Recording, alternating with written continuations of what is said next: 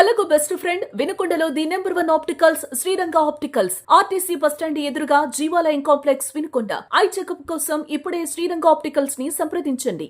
ఈ రోజు ప్రకృతి వ్యవసాయ స్టాల్ లో మనం 5 లేయర్ మోడల్ అనేది ఏర్పాటు చేసుకోవడం జరిగిందండి.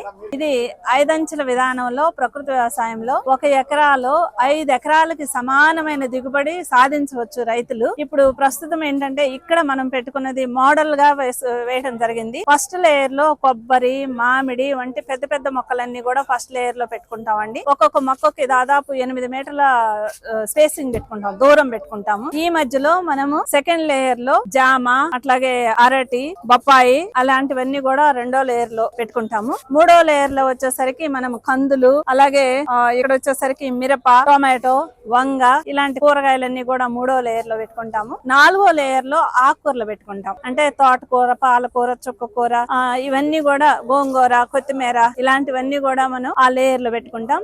చివరిగా 5వ లేయర్ లో దుంప జాతికి సంబంధించినవి, ముఖ్యంగా క్యారెట్, బీట్రూట్, ముల్లంగి, అలాగే కంద, పసుపు, అల్లం ఇవన్నీ కూడా మనం 5వ లేయర్ లో పెట్టుకుంటాం. ఈ విధంగా ఒక మొక్కకి ఇప్పుడు పండ్ల తోటలైనా బత్తాయి గాని, జామ గాని, ఉసిరి గాని ఏదైనా సరే పండ్ల తోటలో రైతులు ఒక తోట వేసుకుందాము, ఒకటి చాలు అని అనుకోకుండా ఏక పంటలు వద్దు, పలు పంటలు ముద్దు అన్న నినాదం ప్రకృతి వ్యవసాయము. దీనిలో 1 ఎకరాలో 5 ఎకరాలకు సమానమైన దిగుబడి సాధించడానికి, నిరంతరం ఆదాయాన్ని సాధించడానికి. ఇప్పుడు ఆకుకూరలను బీట్రూట్, క్యారెట్, ముల్లంగి ఉంటే అది 30 రోజులకి 30 రోజులకి వచ్చేసరికి మనకి ముల్లంగి వస్తుంది, 60 రోజులకి బీట్రూట్ వస్తుంది, 90 రోజులకి క్యారెట్ వస్తుంది. అలాగే 20 రోజుల నుంచి ఆకుకూరలు వస్తాయి దిగుబడి. అలాగే మనకి 6 నెలలకు ఒక పంట వస్తుంది. మరి వంగ, టమాటా ఇవన్నీ కూడా రైతుకి నిరంతరం వస్తాయి. ఇవైపోగానే కంది ఆదాయం వస్తుంది. ఇట్లా సంవత్సరం పొడుగు 9 నెలలకి జామ వస్తుంది, అరటి వస్తుంది. ఇవైపోయిన తర్వాత మామిడి వస్తుంది, మరి కొబ్బరి వస్తుంది. ఇలా